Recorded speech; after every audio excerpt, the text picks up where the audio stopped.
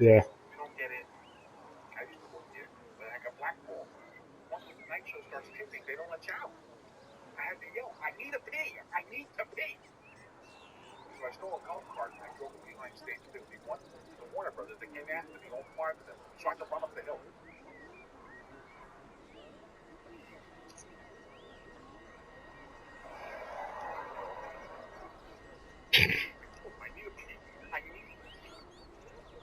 All right, go to like one. Okay, so you saw the guy, right? I'm not even listening to this, so I don't even know what he's saying.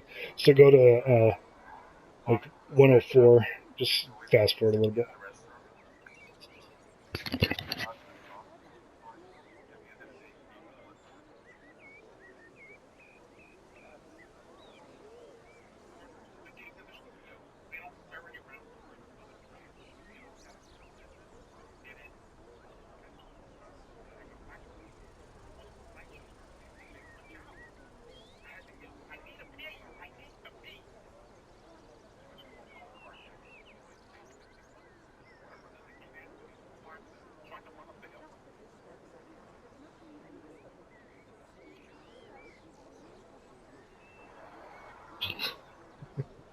Fucking weird, man. So anyway, long story short, my ex-girlfriend, that was one of her friends, right? So, and this guy, I used to always ask him, like, what do you do? And he had some job where he was selling, like, insurance, like, over the phone. And he was making, like, 75,000 a year working from his house and trying to become an actor. And I was like, dude, how do you even pull that off? And he goes, they don't need to see me. What do they need to see me for? Everybody calls over the phone these days. You know, and he's like, and he was selling insurance policies. I'm like, dude, how do you get to buy insurance policies? You know, and he's like, dude, people that don't ever need insurance.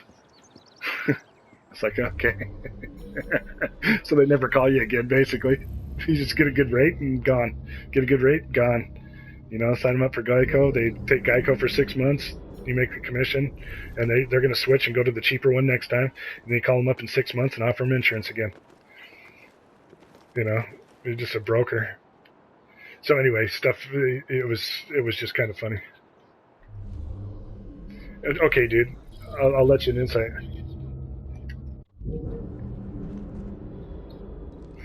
No, oh yeah, yeah. You just well, and what you do is you find lead companies which you can get from government databases, right? That within the law, you find somebody that I can find somebody that has had uh, say 7 speeding tickets, right? Find somebody that had 7 speeding tickets, and then you go around and you shop for them for the best insurance that you can possibly find, and then you call them up and say how much you're paying for insurance, and if they're paying like $300 and you can find it for 175, that $175 difference, is going to save them a ton of money. So who cares if the insurance only costs them 70? If you sell it to them for 175, they still sell. They still sell. They still save $175. They give you 100 and they pay 75 more for, or just however you want to break it up, you know. So there's all sorts of ways to do stuff like that. I mean, he told me how he's doing it, and you know what? You're a broker. People are saving so much money, and then they come back to you and give them the same rate, or most of those people drop insurance or lose it because they get another speeding ticket. Once they get a speeding ticket, now they can't be insured.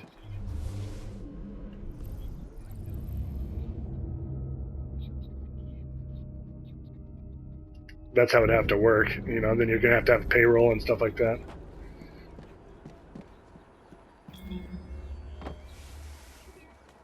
Oh no, you're just selling that. You're just a third party. You're just an administrator. All you're doing is you're just the broker. That's between them and the insurance company. Yeah, you have to get a contract. Yeah, yeah, exactly. A commission check. Yeah, you just get a commission check and they pay you X amount.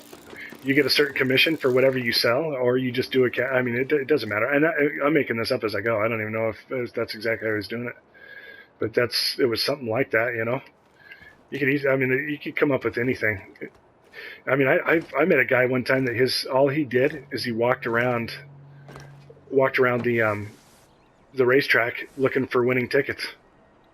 And he'd wait until the 8th or ninth round when everybody would get shit-faced drunk, and he would just look for them on the ground, and he'd make $20 or $30. It's $20 or $30 in an hour, just people dropping winning tickets because they're too drunk to realize that they just want to race.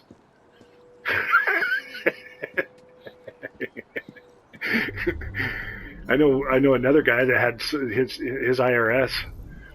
His IRS was so, he had such a bad IRS record, and they wanted so much money that he just basically gave up. So if you won more than a certain amount and had to pay taxes, you could go give it to him. He'd go and cash it in, write down the name for the taxes, and then he would take a commission and give you back more cash than you were supposed to, and he would take the tax implications. Yeah. So I mean, if you win it used to be, if you win $1,200, you have to send it into I think it's 11 in most states. Then you have to basically tell the IRS and claim it as income if it's more than 1,100. So if you win $3,000, this guy will take like $500 and you get to walk with 2,500 instead of declaring it on your taxes. You know, there's all sorts of ways to make it, but I think calling would be the easiest. I'm going down to look at this thing in January, and if it sounds like I think it's going to be pretty neat. So check this out. So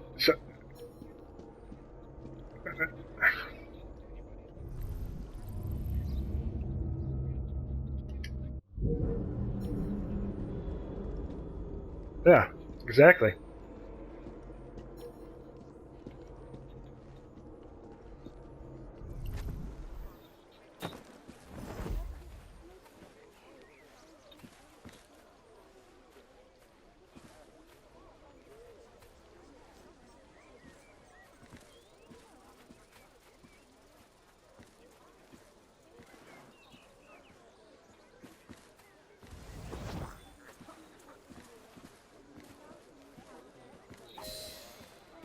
Balaclava. Of course it bloody is.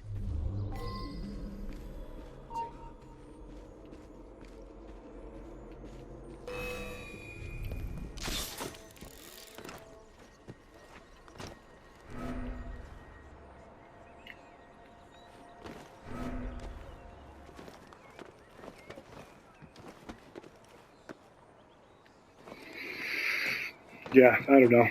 I'm just and I'm going to have to, for the next 5 or 6 years, I'm going to have to continue doing what I'm doing. But when I'm done, dude, when I don't have, all I have to do is help my son get through school if he decides to do that.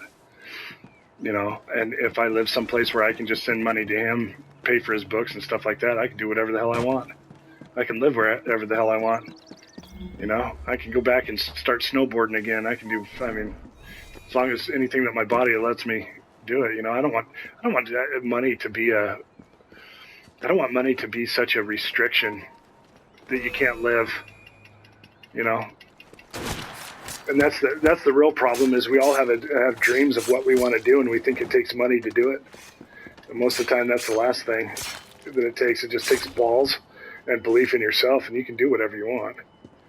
You know, a lot of people think that you can't start a business, or most businessmen are successful because they don't have, you know, because they have startup money, like, you know, Donald Trump. I didn't have a lot of money. My dad gave me $1 million and told me to go make something of myself. You know, dude, are you kidding me? You give.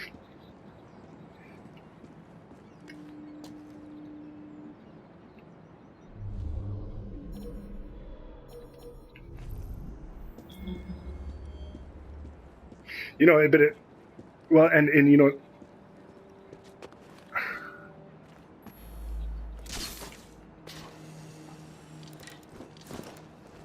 yeah,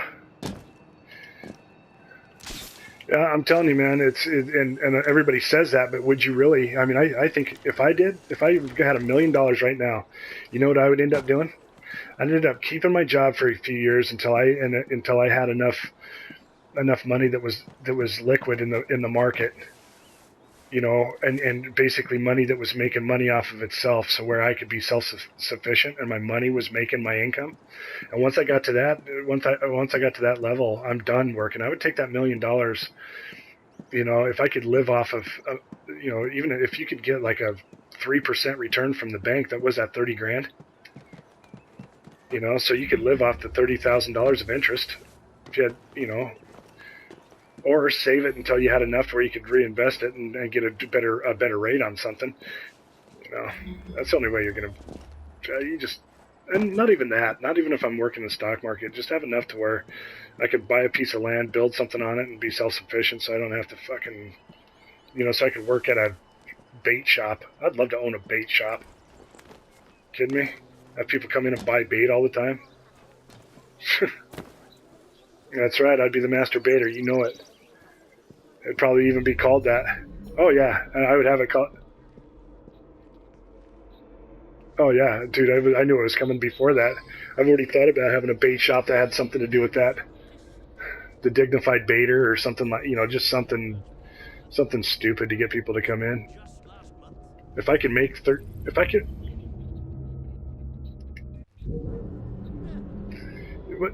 Did you ever see the movie... You ever see the movie American Beauty with Kevin Spacey? Yeah, that was a brilliant movie because he forgot how happy it was, he forgot how miserable he was until he realized how happy he was when things were simple. Midlife crisis. Everybody does it. All guys have that around 40 or 50. But that's what it is. You start realizing, Jesus, I was so much happier when I had less responsibility. And the only way you're going to have less responsibility is to make more money without having to spend all your responsibility to do it.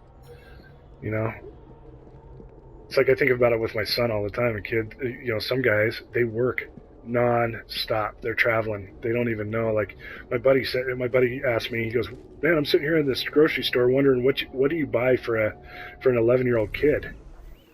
And I told him, I'm like, dude, I didn't say this, but I told him like iPad, Elites, Nike Elite socks, that's what kids like. But, what you don't know what your son wants for Christmas? You should know. And if you don't know, then you're spending too much time working, and now you're missing the point.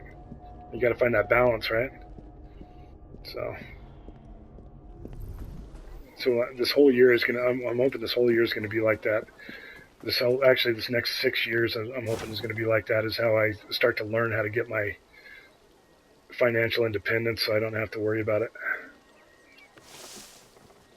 So I can be making money while I'm visiting, the Machu Picchu and the Incas. That's one place I'm going to go. But what I think about, oh, geez, then I have to take time off of work, and then I got to save all this money. I got to do this. It's like, wait a second, now I got to work fucking 60 hours a week in order to do it. What's the point?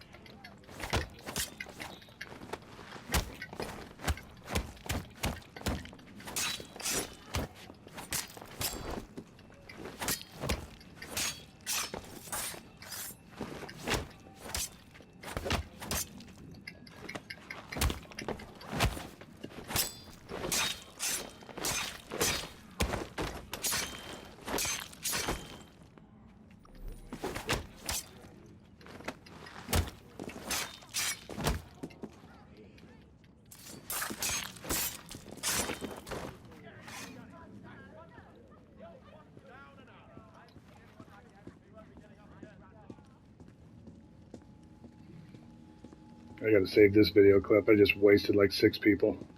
I'll have to land in the hallway. Let me see if I can